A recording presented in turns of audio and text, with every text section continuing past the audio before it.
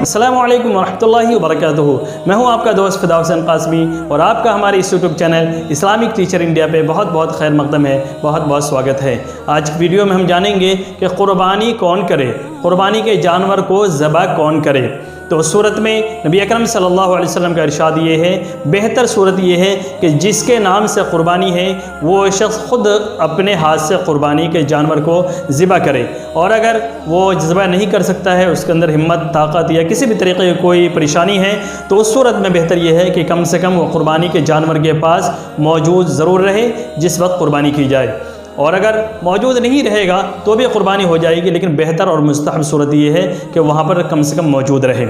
دوسرا مسئلہ کہ کیا عورت قربانی کے جانور کو ذبح کر سکتی ہے، تو اس کا بھی جواب یہی ہے کہ جی ہاں، بالکل عورت قربانی کے جانور کو ذبح کر سکتی ہے۔ جس طریقے سے مرد کر سکتے ہیں اسی طریقے سے عورت بھی کر سکتی ہے، لیکن چونکہ جانور وغیرہ کو ذبح کرنے کے لیے ہمت کا کام ہے تو اس لیے عورتیں اس کام کو بہت کم کرتی ہیں۔ اس وجہ سے بہت سارے لوگوں کے ذہن کے اندر یہ شبہ ہوتا ہے کہ عورت کر سکتی ہے یا نہیں کر سکتی ہے، تو اس بارے میں شریعت کا یہی فرمان ہے، نبی اکرم صلی اللہ علیہ وسلم کا یہی فرمان ہے کہ عورت بھی قربانی کر سکتی ہے، اگر اس کے اندر ہمت ہے، طاقت ہے تو بالکل کر سکتی ہے، کسی بھی طریقے کی کوئی حرج کی بات اس کے اندر نہیں ہے۔ امید کرتا ہوں آپ کو یہ مسائل سمجھ میں آ گئے ہوں گے۔ السلام علیکم ورحمۃ اللہ وبرکاتہ۔